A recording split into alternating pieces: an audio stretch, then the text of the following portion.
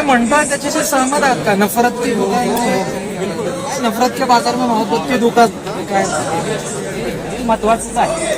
आणि आताची जी परिस्थिती आहे ती अतिशय म्हणजे बिकट परिस्थिती आहे. युवकांचा जो प्रॉब्लेम आहे तो बेकार आहे. तर राहुलजींसाठी मी एक पुस्तक लिहिलेलं होतं, देशातील आजची परिस्थिती, शाळांचे प्रॉब्लेम, शाळांमध्ये काय प्रॉब्लेम होता, त्याच्यानंतर बेरोजगारीचे प्रॉब्लेम, महागाईचे प्रॉब्लेम, भ्रष्टाचारांचे प्रॉब्लेम.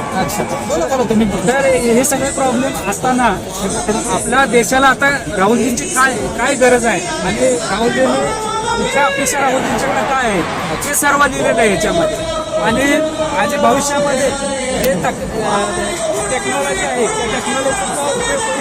त्या टेक्नॉलॉजीचा उपयोग करून देशाला सगळ्यात जास्त कसं पुढे नेता येईल. कारण 1986ला आपल्याकडे पर्यंत हा सुपर कॉम्प्युटर होता. त्यावेळी आपण सर्व जगामध्ये माहिती देत होतो. त्यानंतर जी पिछेहाट झाली हे धार्मिक आणि याच्यावर ध्रुवीकरण झालं, तर त्याच्यामुळे आपल्या देशाची पिछेहाट झाली आणि आपला सगळा डाटा गुगल वगैरे यांच्याकडे जातो. प्रत्यक्षात आपलं एवढं टॅलेंट असून, आपल्या देशातील एवढी मुलं टॅलेंट असून त्यांचा काही उपयोग होत नाही. आता हा बोला. आता हे हा जो फोटो हा जरा दाखवा, त्याच्यामध्ये अंधभक्ती नाही विवेक जागा करू, आणि इथे खाली शाळांचा विषय.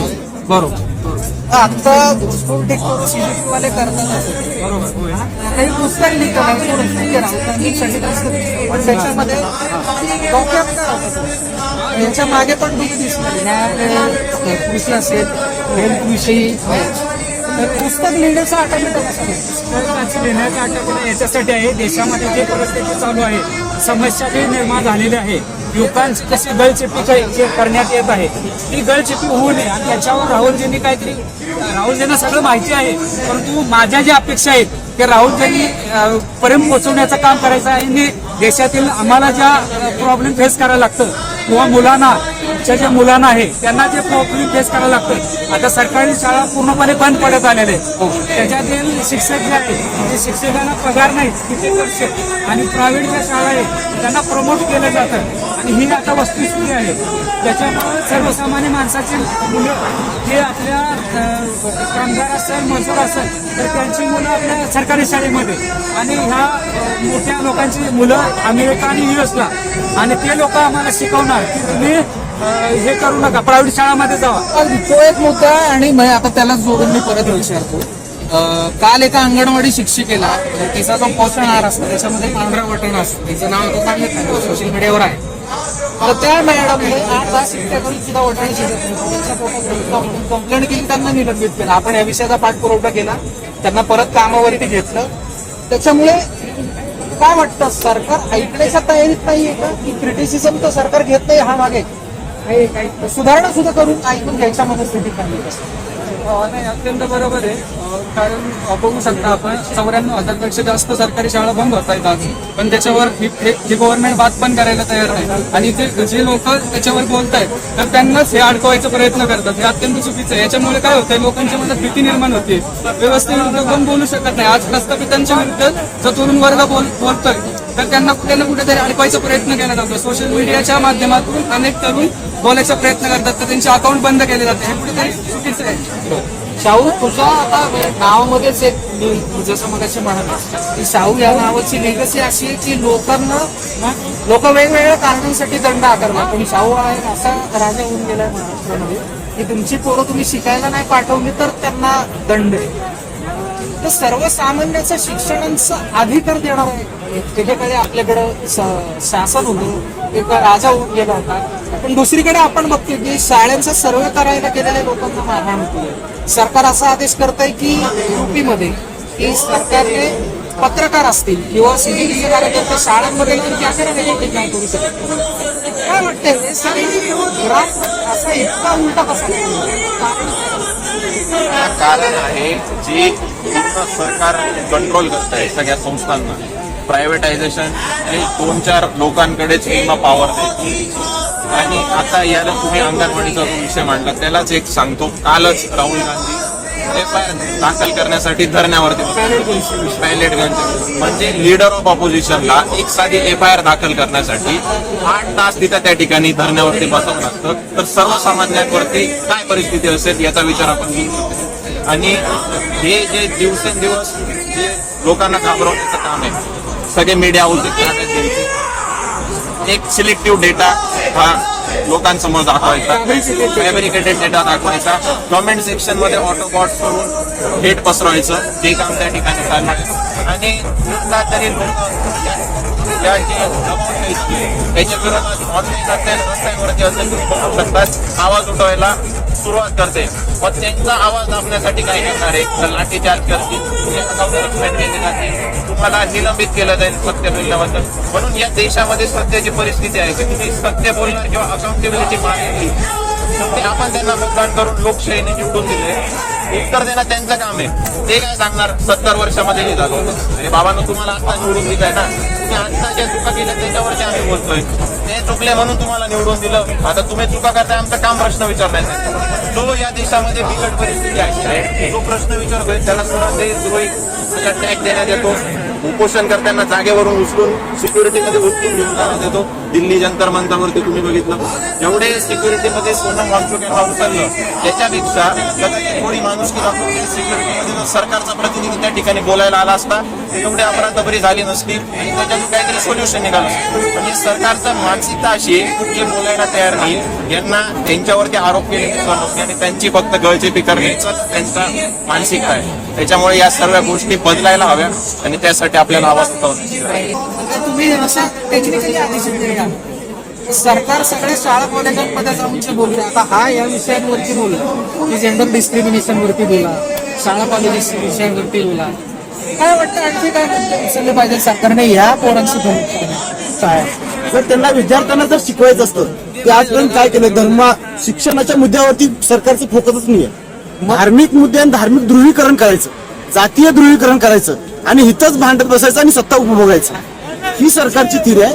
आणि ते कुठं ना कुठं ह्या देशातला तरुण ओळखलाय. गेली 12 वर्ष त्यांनी तेच करत आले.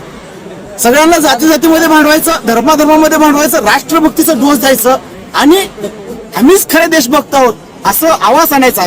ते देशभक्त नाहीत, ते खरं तर तुम्हाला सांगतो स्वातंत्र्य लढ्यापासून ते इंग्रजांची चापलुसी करत आले आणि आता सुद्धा हे बाहेरल्या जी शक्ती आहेत, आता ट्रम्पच्या समोर चापलुसी करत आहेत, तिथं सुद्धा झुकून करत आहेत. देशाची मान शर्मेने आज आम्ही तरुण म्हणून बघतोय. काय आज मनमोहन सिंगांना सुद्धा यांनी इतक्या भयानक पद्धतीनं ट्रोल केलं. आज अभिमान वाटतोय आम्हाला की तसला पंतप्रधान आमचा होऊन गेला आणि हा व्यक्ती देशाची मान शर्माने खाली घालतो. हे दुर्दैव आहे. यांनी जेनजीला यांनी कनेक्ट करत नाही, डिस्कनेक्ट करत आहे. डिस्कनेक्टचा मुद्दा आणि मग ते डिस्कनेक्शन म्हणजे कसं, तर ते हिंदू मुस्लिमचा सगळा विषय येतो. मला करू इच्छितच कर की आता आम्ही इथं म्हणजे मी बोलतो सटल लोड घेऊन आता मागच्या 10 वर्षामध्ये 70हून जास्त पेपर फुटले, बरोबर. त्याच्यासाठी विद्यार्थी रस्त्यावर उतरले. तर इथल्या लोकल MLA आणि MPC काही म्हणलं तर हे आतंकवादी आहेत, हे नॅरो माइंडेड आहेत. आम्ही नॅरो माइंडेड आहेत. अर्बन नक्षल, हा अर्बन नक्षल सर सांग, दिमागी नक्षल, अर्बन नक्षल, स्पेलिंग विचारा ना. नॅरो माइंडेड आहेत. आम्ही आतंकवादी आहेत. हे सेल्फ ग्रीडवर लक्ष देणारे लोक आम्हाला सांगतात की आम्ही नॅरो माइंडेड आहेत. अजून सांगायचं झालं तर अजून थोडा रिलॅक्स हो. तो म्हणतो ते एकदम महत्वाचं आहे. काय आम्हाला पहिल्यांदा बोलतोय ना या विषयावरती. तो बघा खरं लिटरली एवढं त्याच्या आतमध्ये त्याला शब्दात मांडणं ते आवडून बाहेर येत. आता न्यूज चॅनल नसतं तर मला कधी कधी वाटतं ही पोरं शिवाय देतील. मी राजीव तलवार माहिती राजीव तलवारचं पहिलं मराठी इंटरव्ह्यू आपल्या सोबत झाला इतिहासातलं पहिलं. ते सुद्धा त्यांची तोंडात तुम्हाला माहितीच आहे, सगळे आरते असतात. त्याच्यामुळे तुमची सरकारमध्ये काय होतंय, फक्त आणि फक्त आता त्यांनी हिंदूंची पण कन्सेप्ट चेंज केली. जे त्यांच्या पार्टीला सपोर्ट करतील तेच हिंदू आहे. आणि प्रश्न विचारले का सरळ तुम्ही हिंदू नाहीये, तुम्ही पाकिस्तानी आहात, तुम्ही बांगलादेशी आहात, तुम्ही दिमागी नक्षल आहात. म्हणजे फक्त विष पेरण्याचं पण जज करतो. विष पेरण्याचं काम आणि तिरंग्याला पण कलर मध्ये डिवाइड करणार, सर्व लोकांना कलर मध्ये डिवाइड करणार. तू त्या धर्माचा आहे म्हणून असं वागतो आणि फक्त त्यांचे नारे दिले, त्यांची जय जयकार केली तर तुम्ही कट्टर हिंदू झाले. मुळातच त्यांचं म्हणणं काय, फक्त कॅबिनेट आणि 4 गुजराती म्हणजे अदानी, अंबानी, मोदी, शाह एवढेच फक्त हिंदू आहेत. पण मी त्यांना सांगू इच्छितो की नफरत का चष्मा उतारो. इस देश पूरी जनता हिंदुस्तानी है. सब देश इस देश में 28 स्टेट और 8 यूटी उसमें रहने वाले 1.5 बिलियन सभी हिंदुस्तानी देश प्रेमी है. कॅमेरात त्यांनी बघितलं तर त्यांना सांग की आम्हाला गरज नाहीये तुमच्या सर्टिफिकेटची बघताय आणि कोण देश मला एक सांगूशी वाटतं की ह्यांना फक्त असं वाटतं की किचन कॅबिनेट आणि फक्त मोदी आणि शाह एवढेच देश बघतायत. परंतु असं नाहीये. तुम्ही नफरतचा चष्मा काढा, तुम्हाला कळेल 28 स्टेट 8 युटीज आणि त्याच्यामध्ये राहणारी 1.5 बिलियन पीपल सगळेच देश बघतायत. तुमचा तरुण फ्रेंड काय म्हणतोय ऐका मोदीजी. आणि धर्माचा शासन खरंच काढलं पाहिजे. कलरवर तर धर्म जज कर. आता या दादाने बघितलं मला माहिती नाही आणखी एस्थेटिक वेगळा कलर आहे, पण त्यांना हिरव्या दिसलं तर कदाचित ते त्याला काय म्हणतं कलरवर जज करताय. काय वाटतं ही वृत्ती काय जज करण्याची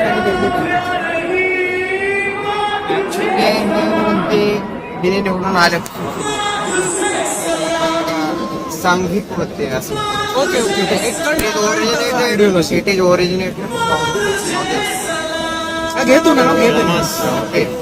सो मला खूप सांगायचं एवढंच की मी इथं आलोय याचं कारण हे आहे की the government is totally autocratic म्हणजे हुकुमशाही आहे आणि we are just here to take out that roots of autocracy. आणि मेन म्हणजे आता एज्युकेशनसाठी आपण इथं आलोय. पण मला असं वाटतं की या देशामध्ये आपल्या देशामध्ये एकही डिपार्टमेंट मध्ये सिस्टीम नावाची गोष्ट राहिलेली नाही. आणि जरी गव्हर्नमेंटला वाटत असेल की आम्ही काहीतरी सिस्टीम राबवतोय तरी फक्त आणि फक्त बिझनेस आणि करप्शन साठी आहे. मग ते पोलीस असो, हेल्थ डिपार्टमेंट असो, एज्युकेशन असो, एव्हरीथिंग व्हॉट एव्हर जे पण चालू आहे ते फक्त त्यांच्या स्वतःचा बिझनेस चालू आहे. आणि there is no system India now. The party is in system. There is no system. There is no system. The party and the ideology. Even if something look like system that is only for their own business, that is right example of that. Gadkari आमचा hit होईल कशासाठी आणलं होतं. आता परत सरकार मागे गेले त्याच्यामध्ये. आता साखर पण मागे आयात करणारा देश, जगातला सर्वात 2 नंबरचा देश होता. निर्यात करणारा, शुगर प्रोड्यूस करणारा गरज पडली. पाकिस्तान कडून साखर घेत आहेत. तुम्ही दोघं बघताय आणि ते पाकिस्तान कडून घेत असतील. आता मागे बांगलादेशला आयतं डिझेल दिलं ना, बरोबर आहे ना. तेव्हाने तुम्हाला तिथे धर्म दिसला, तुमचा आतंकवादी मनसुबे तिथे दिसले नाही तुम्हाला, ठीक आहे. आणि भारतात तुमच्यावरती कोणी आरोप केले तर तुम्ही त्याला बांगलादेशी आणि पाकिस्तानी T20 आणलं, बळजबरी लागलं. बोलले की ब्राझील मध्ये झाले. ब्राझीलवाले 10 ते 14 वर्ष टाइम दिला त्या गोष्टी. 35 वर्षात त्यांनी हळूहळू करत ते वाढवलं. 35 वर्षाचा कम्पॅटिबिलिटी बरोबर ऑप्शनही दिले. आता सर ब्राझीलमध्ये E10 नॉर्मल पेट्रोल भेटतं. पण आम्हाला तटकिरीची, हरदीपुरीची आणि तटकिरींची पोरं होते, त्यांचे कारखाने आपल्याला चालवायचे होते. म्हणून त्यांनी मेन प्रॉब्लेम काय होतोय, पटकन विसरत आहे ते रोड मिनिस्टर आहे, ते पेट्रोलियम मिनिस्टर नाहीये. मंत्र्यांनी सांगितलं पहिल्या 5 वर्षामध्ये सगळे म्हणायचे तटकिरीची महाराष्ट्राचे असे मोठे दुबईचे आम्हाला 5 बेस या 7 वर्षामध्ये त्यांची इतकी नाचिंग केलं. उलटा पडला. मला बेसिक विचारायचं आता तुम्ही बघा, हे भारत पाकिस्तान करतात, त्यांना हे करा. पाकिस्तानची साखर कशी काय चालेल आपल्याला? काय म्हणतोय, हे खरे देशद्रोही आहे. यांना देशाबद्दल प्रेम नाही. आता तो जसं बोलला की हे बिझनेस फक्त काही 4 लोकांची घरं बनवायचं काम याच्या माध्यमातून केलं. आणि भारत आणि पाकिस्तान हे फक्त यांना सत्तेत येण्यासाठीचा एक मार्ग आहे. टूल किट आहे. भारत आणि पाकिस्तान, हिंदू मुस्लिम हे सत्तेमध्ये येण्यासाठी आणि ह्यांना भारत पाकिस्तान कडे नवाज शरीफची इथे बिर्याणी खायला पाहिजे. सगळ्यात अगोदर हेच येतात. अटॅक झाल्यानंतर गेले म्हणजे गेले होते ते. जाता जाता जे येत होते ते भारताला, त्यांना कळालं की नवाज शरीफ यांच्या भाचीचं लग्न आहे. कराची बिर्याणी न बोलवता गेले. न बोलवता इन्व्हिटेशन नव्हतं. हे बोलायचंय, आपण आपल्या देशाबद्दल बोलायचं, आपल्या देशांच्या मुद्द्याबद्दल बोलायचं, पण आपण आपलं राजकारण टिकवण्याकरता आपण दुसऱ्या देशाबद्दल बोलतोय. आपण आपल्याबद्दल मांडत नाही, आपण इथोबद्दल मांडत नाहीये, आपण शिक्षण संस्थांच्या बट्ट्याबोळ झालं त्याबद्दल मांडत नाहीये. भ्रष्टाचार म्हणजे एवढं कमी. ज्यावेळेस मी कॉन्ट्रॅक्ट देतोय एखाद्याला, खाल रोड पर्यंत 4 लोक 10% म्हणजे 100 रुपये पाठवले तर खाली 60 रुपये येतात. त्या 60 रुपये म्हणजे ते फक्त नितीन गडकरी यांना माहिती होईपर्यंत अजून खालचे लोक किती मुलींना खाली म्हणून माहिती का? म्हणजे पण अशा सगळ्या असोसिएशनची बैठक झालेली, तुम्ही खूप छान वार्षिक बैठक झालेली, त्याच्यामध्ये तो म्हटला 68% रक्कम ही कमिशन मध्ये जाते, म्हणजे वाटण्यामध्ये जाते. उरलेल्या 32% मध्ये काय काम होणार आहे? सरकारच 35%ला पास ठेवते. 100 पैकी 35%ला तर तुम्ही पास ठेवता आणि 32% मध्ये तो कॉन्ट्रॅक्टर कसं काम करणार? असं काही विचारलं की ते भारत पाकिस्तान करतात. आणि करणारे लोकं कोण आहे? प्रतिनिधी आहे ना. आता जेव्हा वॉर चालू झालं तेव्हा पेट्रोल डिझेल महाग झालं, तेव्हा लोकांनी आवाज उठवला. पाकिस्तानात किती महाग? कंपॅरिझन कोणाशी केलं? पाकिस्तानात महाग झालं. म्हणजे तुमचा पोरगा बेरोजगार आहे ते म्हणजे आपली पाकिस्तानची काय बराबरी होऊ शकणार आहे का? शेजाऱ्याला पोरगा होत नाही म्हणजे आपली मानसिकता आवाज उठू लागला. कोणी आवाज उठवला? त्यांनी कुठल्या पक्षाचा नाही, कुठल्याच पक्षाचा नाही. ब्रिटिशच्या एवढ्यात आवाज उठवला, हा काँग्रेस आहे. लगेच ते असं करतात. आदेश ध्रुवी आहे. आम्ही आवाज उठवू नये. त्यालाही व्हॅलिड मुद्दा नाही. आता हा जो ज्यावेळेस करताना लोक त्यावेळेस ते वोट बँक तोडतात. ही राजकारणाची पद्धत आहे. तोडा फोडा आणि राजकारण. ही पोरं डिवाइड होत नाही. त्यांचं फंडाच आहे ना, डिवाइड अँड रूल. आज त्यांचं फंड आहे, मग तुम्ही का डिवाइड होत नाही? कारण ती गोदी मीडिया बघत नाही, बघत नाही आम्ही. म्हणून ते divide होत आम्ही नाही. सगळ्यातून बघतो. हा त्यांचा स्ट्रॉंग पॉइंट आहे. आम्ही सगळ्यातून बघतो. बघतो सर, जो 8,500 करोड रुपये खर्च करून मोदींचा चेहरा चमकवण्यात आला होता, तो भिंगाचा चष्मा आता फुटणार आहे. तो फुटलेला आहे, त्याच्यामुळे इथून पुढे आणि तर युवकांचं आंदोलन याच्यासाठीच यशस्वी झालं की मोदींचा एवढा खर्च करून जो काही चकचकी चेहरा गोळा केला तो यावर दाखवला जातो, तेच हे लोक बघत आणि ह्यांनीच आयडिया दिली की इंस्टाग्राम मध्ये आता इंस्टाग्रामला देवच वाचू. हे त्यांना हे त्या मुलांना कुचू कुचू म्हणतात, मोदीजींना कुचू कुचू म्हणतात. ही जी पिढी आहे काय काय बोलली ना त्या आंदोलनात मी वाचलेले त्यांचे मुले. खरंच यांच्या क्रिएटिव्हिटीला सलाम. नाही, अगदी बॅटरी डेड होत आली. आपण ते कॅरी ऑन करू, फक्त डिव्हाइस चेंज करू. डिव्हाइस चेंज करून मी इथेच थांबतो. ठीक आहे, बॅटरी परत एकदा रोलिंग चालू झालंय. बॅटरीचा इश्यू होता, तरी सुद्धा बघा तुम्ही सगळी मंडळी इथं थांबलेली आहे. आपल्यासोबत आणखी एक मित्र आहे. सगळ्यांची गाणी वाजवा आपण, काय प्रॉब्लेम नाही. पण भाऊचं काय म्हणते? भाऊ नाव सांग आणि काय का आलाय तिथे, आणि तू ऐकतोयस गेल्या येस येस सर, माझं नाव अलमास पठाण आहे सर. माझा एक मित्र आहे, आलेला आहे तो पण, शुभम नाव आहे त्याचं. अजून एक मित्र आहे सर, त्याचं नाव अनुदीप सिंग आहे सर. ओके. आम्ही सगळे सोबत आलो सर. कशासाठी आलो? आमचे प्रश्न आहेत सर. इथं येणारे सर जातीवादी नाही करत तिथे आहे. अफरोज आहे, अफरोज सुद्धा क्रिकेटर आहे. Yes, yes. मग अगदी तो सुद्धा आमच्याशी बोलला. ओके म्हणजे या गोष्टी मुळामध्ये आम्हाला कधी वाटलंच नाही की आम्ही हिंदू असो मुसलमान काही असो आम्ही बरोबर, वेगळे बरोबर. कधी वाटलो नाही. तुम्ही तर डिस्टिंग्विश आत्ता करायला लागला, हो. तुम्ही फरक आत्ता करताय. बरोबर. पण तू इकडे स्वतःची गोकुलधाम सोसायटी घेऊन फिरतो हो ना सर. माझं म्हणणं काय हेच माहिती आहे कुठली गोष्ट आहे ज्याच्यामुळे तुमच्यामध्ये ती फूट सरकारला नाही सर, आम्ही ते विचारधारा फॉलोच नाही करत ना सर. ओके. आम्ही विचारधारा ती फॉलो करतो जे आम्हाला शिकवली गेलेली आहे हजारो वर्षापासून सर. आम्ही सर आंबेडकर, भीम आणि शाहू फुले यांना मानणारे लोक आहोत सर. आणि शाहू सर मागे उभा आहे. हे बघ इकडे ओके, बघ. Okay, okay. म्हणजे, शाहू खरं तर ओल्ड स्कूल नाव पण असू शकतं लोकांचं म्हणणं आहे, पण इतक्या तरुण मुलाला शाहू नाव ठेवलेलं आहे. आणि सर मी इथं बघतोय सर, सगळ्यांच्या डोळ्यात सर मला आशा दिसतात सर. एक आशा आहे सर. तुम्ही खूप एक भारी पॉईंट मांडला की त्यांचं नाव शाहू आहे. अगदी विचार हे त्यांचे नाही, त्यांच्या आई वडिलांचे या मातीतले आहेत. या मातीतले मुळामध्ये. एक्झॅक्टली. ते नंतर ते त्यांच्यावरती वाटताय.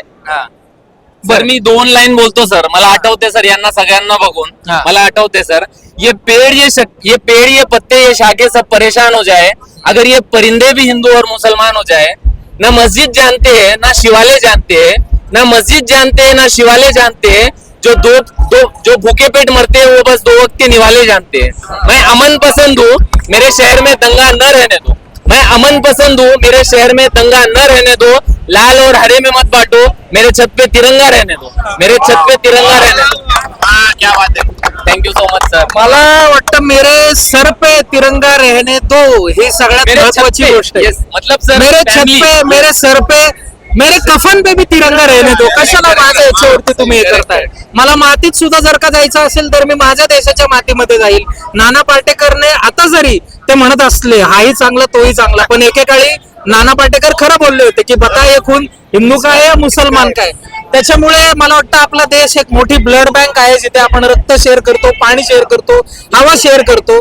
आणि या मुलांना काही बॅगेज नाहीये। मी याच्या आधी सुद्धा म्हटलं की या मुलांना तुम्ही विचारू शकत नाही काँग्रेसने काय केलं काय। हे पुरा म्हणतात जा की तू सांग की तुझ्या काळामध्ये काय झालेलं आहे। 12 वर्ष या मुलांना बॅगेज नाहीये। ज्यावेळेस प्रश्न विचारले जातात, ज्यावेळेस जुने फॉर एक्झाम्पल आता मी जे मिलिनियर आहे, ठीक आहे मिलिनियर, आम्हाला ज्यावेळेस प्रश्न विचारले जातात, आम्ही थोडा काँग्रेसचा काळ बघितला म्हणून आम्हाला तुम्ही काँग्रेसी, तुम्ही बीजेपी, तुम्ही शिवसेना असे लेबल पासून हे पाहिजे. आम्हाला लेबल लावले जातात। बरोबर. आता या जनरेशनचा फायदा आणि हे मुद्द्याचं बोलतात कारण याचं आहे की यांना जे आता हे 25-26 वर्षाचे ज्यावेळेस बीजेपीचं सरकार आलं, यांचं 16-17 वय होतं, यांना ना वोटिंगचा अधिकार होता ना यांना हे दुनिया बघितली होती। ज्यावेळेस हे बाहेर पडले, हायर एज्युकेशनला गेले, त्यावेळेस यांना गोष्टी माहीत झाल्या।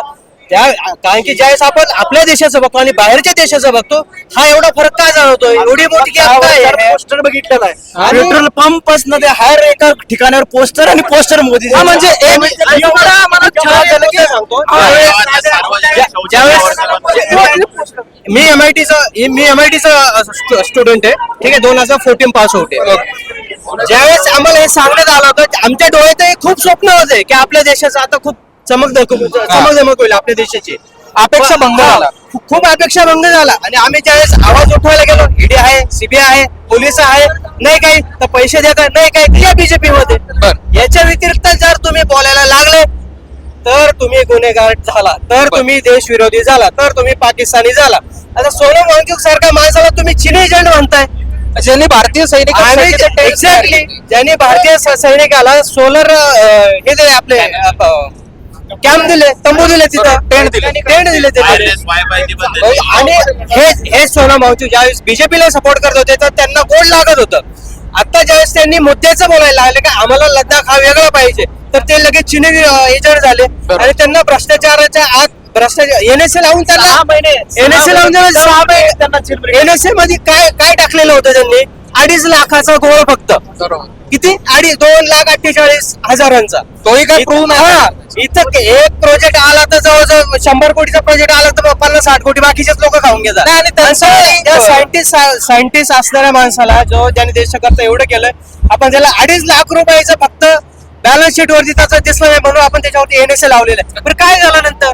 काहीच नाही, सुटले ते। म्हणजे काही काही लोकांचा सूटच 10 लाखाचा असतो, आपण त्याच्याबद्दल नको। आणि त्यांचं सायन्सचं वाकडं पण आहे। ज्या निवडणुका झाल्या आतापर्यंत हे सगळ्यात जातीय आधारित झाल्या। कुठलीही निवडणूक नाही की अशी जातीय आधारित। पंतप्रधानांनी गोदराव हत्याकांड केलं, त्याचं काय झालं? अनेक आमदार खासदारांनी आता सध्या केसेस चालू आहेत, त्यांचं काय आहे? कशाचा तपासता येईल? केसेस चालू आहेत, उभे आहेत, आमदार झालेत, पैसे देतात आणि उडून येतात, त्यांचे तुम्ही काहीच केलंय? ते आतापर्यंत आमदार खासदार झाले बीजेपीचे म्हणा, सगळे म्हणा, सगळ्यांची इन्कम टॅक्स मध्ये चौकशी व्हायला, किती तुमची संपत्ती झाली तेव्हा तुम्ही होते आमदार खासदार अगोदर, किती झाली? काहीच नाही झाली। त्याचा कोणी विचारच करत नाही। आणि जे नवीन नवीन आता आहे, कोणी काय केलं की त्याला लगेच हे केलं।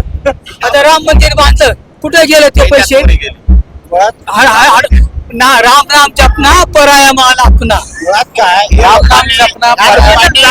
आसाराम आणि राम रहीम हे लादण्याचा प्रयत्न केला, बरोबर, परंतु आम्ही भगतसिंगांना मानणार आहोत। भगतसिंग एका ठिकाणी असं म्हणतात, मेरे जज्बातों से इस तरह वाकिफ हो मेरी कलम, अगर मैं इश्क भी लिखना चाहूँ तो इनकलाब लिखा जाता हो। त्यांना फॉलो करणारे आम्ही माणसं आहोत। आता तुम्ही किती जरी राम रहीमकडे घेऊन जाण्याचा प्रयत्न केलात तरी आम्ही भगतसिंगांकडे आणि भगतसिंगांच्या विचाराकडेच जाऊ, आणि तुम्ही किती जरी डिस्ट्रॉय करण्याचा प्रयत्न केलात तरी आम्ही इन्कलाबी आवाज उठू। आणि आज जे पुण्याच्या भूमीमध्ये ही सांस्कृतिक शिक्षणाची भूमी आहे, ह्या महात्मा फुले आणि सावित्रीबाई फुलेंची भूमी आहे. महात्मा फुले आणि सावित्रीबाई फुलेंनी म्हणले, विद्येविना मती गेली, मतीविना नीती गेली, नीतीविना गती गेली, गतीविना वित्त गेले, वित्ताविना शूद्र खचले, आणि एवढे अनर्थ एका अविद्येने केले. म्हणजे तुम्हाला आणि आम्हाला शिक्षणापासून वंचित ठेवून अंधभक्त बनवायचं काम यांच्या चालू होतं. अंधभक्ताची फॅक्टरी यांच्या इथे लागलेली होती. परंतु आताची जी तरुण पिढी आहे यांना ओळखलंय, आम्ही अंधभक्त बनणार नाही, आम्ही विवेकवादी बनू. आम्ही भगतसिंग, शिवराय फुले, शाहू आंबेडकर, महात्मा फुले, सावित्रीबाई फुले, अहिल्याबाई होळकर या सर्वांच्या विचारांना अभिप्रेत देश, अभिप्रेत महाराष्ट्र घडवण्याचा प्रयत्न करू. आणि जिथं जिथं अन्याय होईल त्या त्या ठिकाणी आम्ही स्वयंप्रेरणेनं, जसे पैसे घालून बोलवतात ना, तर आम्ही तसं नाही करणार. आता ज्या ठिकाणी सत्य आहे त्या ठिकाणी आम्ही उभा राहू, आवाज उठवू आणि आवाज बुलंद करू. तुमचं काय म्हणणं आहे? नमस्ते। जब दिल्ली में जब प्रोटेस्ट चल रहा था, मैं पुणे में रहता हूँ, ऑटो चलाता हूँ, और जब लड़कियों को जब मार रहे थे, मैं घर पे बैठ को घर पे रो रहा था। मैंने ये मोदी सरकार ये बच्चों पे जो इतना जुल्म करी, किसानों पे जुल्म करी, जो पहलवानों पे जुल्म करी, ये आज के दिन का शक्कर जब 15 रुपए थी तो आज 90 रुपए है। ये हर चीज रेट है। ये लोगों को ये समझना चाहिए, ये मोदी है ना, खुद के बीवी का नहीं हुआ, ये देश का भी नहीं होगा। बर ते देशाचे होणार नाही म्हणतायत. काय म्हणत होता मगाशी? काय याचं सायंटिफिक टेम्परामेंट आणि रॅशनॅलिटी काय अडचण, काय रॅशनॅलिटी? नाही, मला असं वाटतं खरंच देशामध्ये रॅशनॅलिटी आता म्हणजे खतरेमध्ये आहे. कारण एक अभिनेता, पढा लिखा अभिनेता, जो बाहेरच्या देशात फिरून आलेला असतो, तो बोलतो की माझी 15 वर्षाची नात भगवान गणेशांसोबत मोदींना पण प्रसाद भरवती. याचा अर्थ असा होतो की देशातून कुठेतरी रॅशनॅलिटी संपते. सर, एखादा अनपढ व्यक्ती जर बोलला असता तर ठीक होतं, पण जेव्हा सुशिक्षित माणूस असं बोलतो तर कुठे ना कुठेतरी वाटतं की देशातून rationality, scientific temper, logical analysis हे कुठे ना कुठेतरी संपत चाललेलं आहे. पण तुम्ही एक बघितलं का, इकडे फिल्म इंडस्ट्री पण बऱ्यापैकी हे झालेली दिसते. कारण एकेकाळी आपल्याकडच्या सिनेमांमध्ये प्रशासनाला, राजकारणाला प्रश्न विचारणारे सिनेमे बनायचे. बट रंगदे बसंती पाहिलं सगळ्यांनी, रंगदे बसंती त्यातलं एक आर्टिस्ट आहे, तो म्हणलं कोई भी देश परफेक्ट नहीं होता, उसे परफेक्ट बनाना पडता है. त्याने धुरंधर मध्ये काम केलं आणि तो दुबईला जाऊन राहतो. हिपोक्रेसी के हिपोक्रेसीची सीमा म्हणजे, मी म्हणतो जे ऍक्टर्स आहेत त्यांना आपण ऍक्टर सारखंच धरलं पाहिजे. त्यांना मुळात रोल मॉडेल बनवलं पाहिजे, कारण की पडद्यामागे ते इतके गलिच्छ कृत्य करतात, ते आपल्याला इथे सांगणं पण योग्य नाहीये. चुकीचं वाटतंय ऍक्टर्सला डोक्यावर घेणं. त्याच्यामध्ये चुकीचं तर आहेच ना. ऍक्टर्सने ऍक्टर्स ते त्यांचा रोल आहे, तो रोल करायचा आणि बाजूला व्हायचं. आणि त्यांना जिथे पैसा भेटणार आहे ते तिथे काम करतात, त्याच्यामुळे त्यांना सिरियसली घ्यायचं गरज नाही. ते काय म्हणणार आहे, त्यांच्या नातीने मोदींना, योग्य व्यक्तीचं नाव घेतलंय. त्यांच्या नातीने गांधीला, आंबेडकरांना, शाहू फुलेंना जिथं आदर्श, त्यांनी आता या तरुणांबद्दल स्वतः प्रश्न विचारायला पाहिजे होते सरकारला. आपण ह्याचा फॅन त्याचा फॅन प्रत्येक वेळेस सांगतो. कोणता ऍक्टर, कोणता क्रिकेटर आपल्या तरुणांचे प्रश्न सरकारला विचारतो. आपल्याला काय फरक नाही पडला पाहिजे, त्याने रिव्ह्यू दिला काय किंवा नाही दिला काय फरक नाही पडला पाहिजे. त्यांच्या रिव्ह्यू आपलं काही पोट नाही भरणार किंवा ते काय फरक नाही पडणार. भारतामध्ये काय बेसिक ज्या गोष्टी ऍक्च्युली शिक्षण शिवाय तुमचे रोड, आपल्याकडून टॅक्स तर पूर्ण घेतला जातो. ते टॅक्सच्या बदल्यात आपण जर कम्पेअर केलं अदर कंट्रीशी, आपल्यानंतर हे झालेली कंट्री सिंगापूर, बाकीच्या आशिया खंडातल्या कंट्री आहेत ते आपल्यापेक्षा डेव्हलप आहे. त्याच्यानंतर बेसिक पाणी आहे, रोड आहेत, व्यवस्थित शिक्षण आहे. आपला मेन मुद्दा म्हणजे आपल्याकडे बेसिक गोष्टी व्यवस्थित नाही. टॅक्स पेयर जर पूर्ण पैसे देतात आणि जर मी हे सगळे पैसे राजकारणाच्या खिशात, आम्ही काय कोणत्या पक्षाच्या विरुद्ध नाही, ना बीजेपी ना काँग्रेस, आम्ही आपल्या हक्काच्या बरोबर 70 वर्ष त्यांनी केलं नाही, आम्ही थोडं काही काँग्रेसचं सरकार बघितलं असं. तर त्यावेळेस आम्हाला काय वाटलं की मोदींकडे बघून काहीतरी नवीन आशेचा किरण आहे, बरोबर. तर मग आम्ही त्यांना वोट केलं 2014 असो 2019 असो. पण त्यानंतर असं समजलं की जी गोष्ट त्यांनी केली तिकडलेच लोक पुन्हा इकडे आले आणि पुन्हा तेच करतात. ते सिस्टीम पूर्ण बदल करण्याची गरज आहे. आणि जोपर्यंत सिस्टीम बदल होत नाही तोपर्यंत भारत देश म्हणजे हा फक्त हिंदू मुस्लिम मध्ये हे करून काही सुधारणा नाही. प्रश्न सुटणार नाही. आणि मुळात मध्ये मुळात म्हणजे काय होतं, एखाद्या प्रश्न तुम्ही विचारला तुमच्याकडे रोड चांगले नाही तर मग त्या क्वेश्चनला एखादी समजा आपला देश महाराष्ट्राचे सीएम असो किंवा आणखी कोणी काहीतरी एक असं उत्तर काढतात आणि ते पब्लिकली पुढे देऊन टाकतात. गव्हर्नमेंटवरती कॉन्फिडन्स किती आहे बघा. आता माझ्यासोबत एक मित्र आलाय, तो एमपीसी करतोय, त्याने त्याचा पेपर येत होता. तर तो बोलला की आता मला EMI असला मी अभ्यास करतो. तर दुसरा म्हटलं की बाबा तो अभ्यास करणार पण पेपर कुठला तर काय करायचं. एक्झॅक्टली म्हणजे गव्हर्नमेंटवरचा कॉन्फिडन्स पण नाहीये, सिस्टीम मध्ये जेवढं लिकेज व्हायला नाही त्याच्यामुळे काही सोल्युशन नाहीये. हे जे मेन प्रश्न आहेत त्या प्रश्नामुळे ही लोक एवढे जण आहेत. हे लोक काही येणे नाहीये, त्यांना बरं वाईट सगळ्या गोष्टी खातात. नाही प्रत्येकाला कळतं की प्रत्येक एजेड आहे, प्रत्येक आपल्या 18 वर्षाचा कंप्लीट आहे. त्यांना कधी आपलं वाईट काय चांगलं आहे गव्हर्नमेंटला कळलं पाहिजे. सुधारणा करायची गरज आहे. करून किंवा जबरदस्ती करून प्रेशराईज करून कोणती सॉल्व्ह होणार नाही. आणि आवाज ऐकला पाहिजे. म्हणजे गव्हर्नमेंटला ना लोकांची भीती वाटली पाहिजे. हा मेन क्वेश्चन आहे की लोकांची भीतीच वाटत नाही आजकाल. कारण आपण बीजेपीला समजा 2014 मध्ये बीजेपीचं गव्हर्नमेंट आहे, त्या गव्हर्नमेंटला भीती वाटली पाहिजे की 2019 आपलं गव्हर्नमेंट आहे. ही भीती संपवली आहे लोकांची. पण आता तुम्ही कंगना रनौत आणि प्रकाश राज तू त्यांच्या पॉसिबल पाहिलंय का? त्याच्यामध्ये आमध्ये सीन एक लाईन बोल, जब तक इंडिया में सिनेमा है लोग डॅश डॅश बनते जे काय समजलं जो डॅश डॅश काय कंगना रनौत सारखी अभिनेत्री जी लोकसभा मेंबर आहे आणि ती तोंड बोललं मी शिवत्या बोलू काय. ती म्हणती की देश 2014ला स्वतंत्र झालाय. असं कोण म्हणू शकते? 2014ला गांधीजी भगतसिंग त्यांनी काय केलं? तेव्हा देशाने परवाच 80वा स्वातंत्र्य दिन मनवले. आता काय 80वा मनवणार आहेस का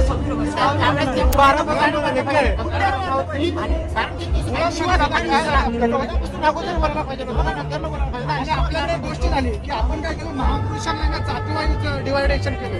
मोठे शिवाजी महाराज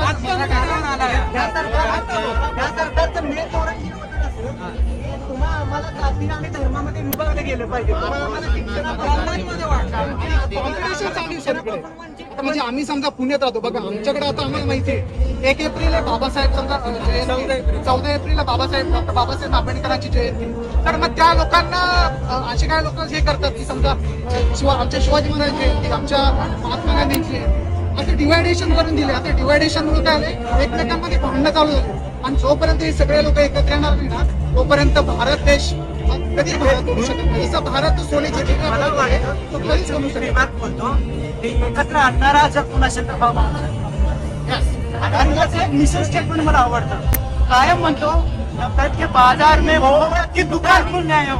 आणि त्यासाठीच ही माता म्हणणारे आपण सगळे यासाठी आणलं. कारण हे प्रेम पाहिजे या देशाला. प्रेमच आणि आता ते चेंजिंग आम्हाला बाद झालेला आहे. कोरियन आर्ट दाखव ना. मी त्यांना ओपनली बोलतो की मी त्यांना कधीच वोट दिले नाही, कारण मी त्या विचारतच नाहीये. शिवाजी महाराजांना प्रेम देऊ मत देऊ नका. त्यांना प्रेमाची प्रेम असतं तर पोरांना तुडवलं नसतं.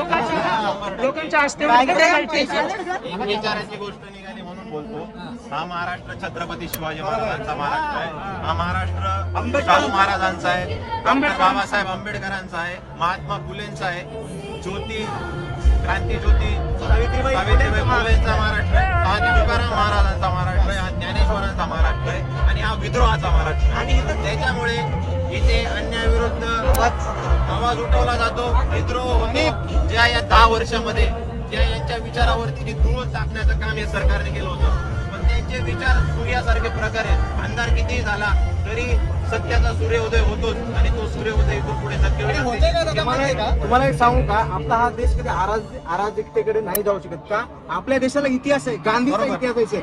ज्या गांधींनी अहिंसेच्या मार्गावर एवढे सगळे सत्याग्रह केले, एवढ्या देशाला स्वातंत्र्य मिळवून दिलं. सर आपला देश, आपली जी जनजी आहे, आपण बाहेर देशात बघतो सर, श्रीलंकेमध्ये सत्ता पालट झालं, जनजीने केलं, बांगलादेशमध्ये केलं, नेपाळमध्ये केलं, पण भारतामध्ये या गोष्टी शक्य नाही. सर का नाही आहेत? कारण भारताची युथ जे आहे ना, आपल्या देशाला इतिहास लागलेला आहे, मोठा इतिहास लागलेला आहे. कारण गांधींचा इतिहास लागलेला आहे, आंबेडकरांचा इतिहास लागलेला आहे. त्यांनी सत्याच्या मार्गाने, अहिंसेच्या मार्गाने एवढ्या सगळ्या गोष्टी त्यांनी मिळवून अहो एवढं मोठं ब्रिटिशांचं सरकार होतं, त्यांना वाकवलंय सर गांधीजींनी सत्याच्या मार्गावर, अहिंसेच्या मार्गावर.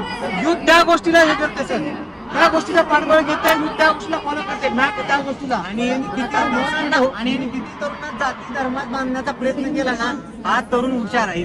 हा जाती धर्मात कधीच अडकणार नाही किंवा जाती धर्माला कधीच इथं थारा नाही आपल्या इथे. कारण हा महाराष्ट्र असेल, भारत असेल, हा गांधींच्या अहिंसेच्या विचारांवर चालणारा महाराष्ट्र आहे. आणि इथं तुम्हाला जसं गांधींचा विचार हे देश आहे तसंच हा तरुण भगतसिंगाच्या पण विचाराचा आहे हे लक्षात घ्यावं. नाही मला कळला तो विषय काय, पण भगतसिंग कुठल्या कॉन्टेक्स्ट मध्ये गेला की संसदेमध्ये मोकळ्या बाबांवर बॉम्ब फोडला. तेच येणाऱ्यांसाठी नाही माणसं नाही मारली, माणसं नाही मारली त्यांनी त्याच्यामुळे होतं काय, एखादी गोष्ट शांततेच्या मार्गाच्या वर जाते ना, तेव्हा भगतसिंगाची गरज नाही. भगतसिंग आणि गांधींना खलनायक दाखवण्याचा प्रयत्न करतात. परंतु भगतसिंग हा सर्वात मोठा गांधीजींना रोल मॉडेल स्वातंत्र्य युद्धामध्ये भगतसिंगांनी उडी गांधीला रोल मॉडेल म्हणून ठरवलं होतं लहानपणामध्ये, आणि शेवटपर्यंत गांधी विचार जपला त्यांनी अहिंसा कुठंच त्यांनी केलं. बॉम्ब सुद्धा टाकला तर तो आवाज होता, तो कुणालाही विजा पोचवणारा नव्हता. आता मला महत्वाचं काय म्हणायचं की आता हे लोक आंदोलन करणाऱ्या लोकांना देश मिळवत आहे. ह्या देशाला स्वातंत्र्य मिळालं आंदोलनापासून, बरोबर, आंदोलनापासून ह्या देशाला स्वातंत्र्य मिळालं.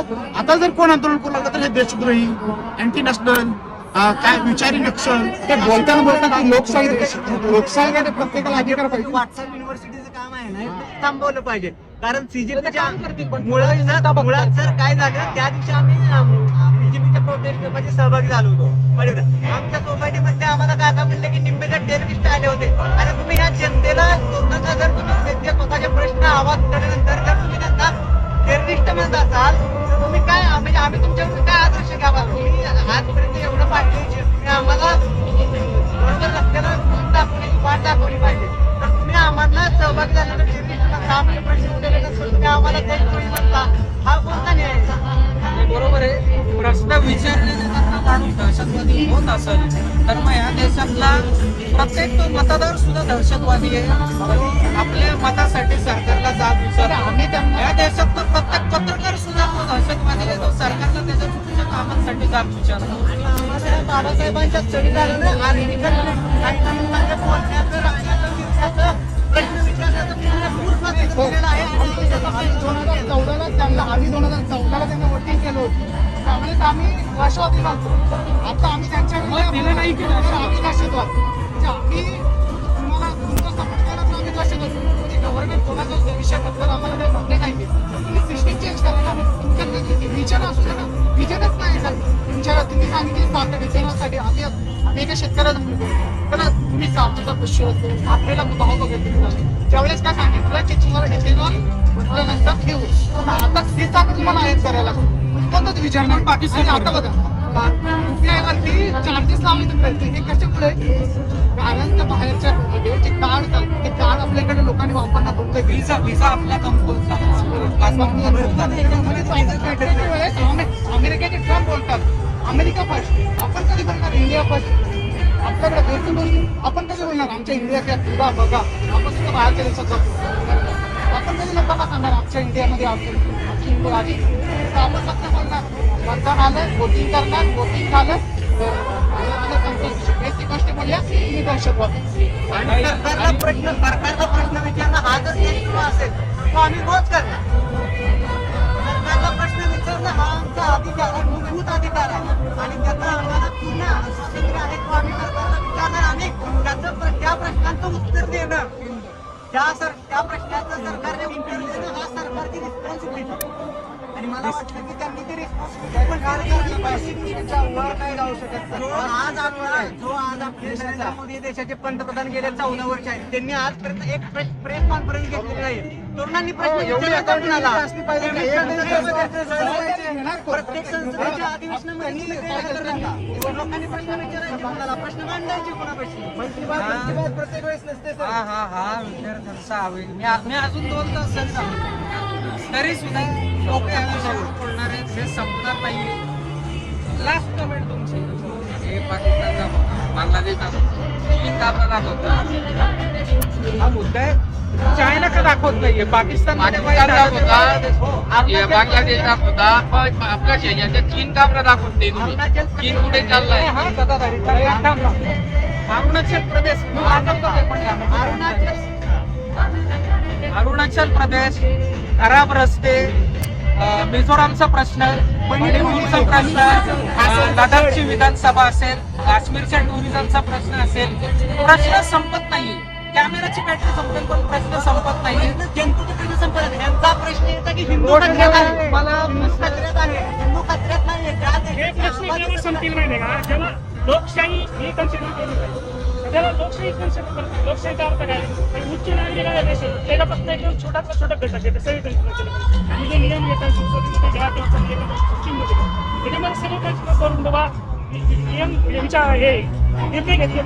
ते निर्णय तसे होतच नाहीये. लोकशाहीवर भागात म्हणजे तुम्ही निवडणूक जिंकल्यानंतर तुम्ही 15 वर्षानंतर कोणत्या प्रशासन करते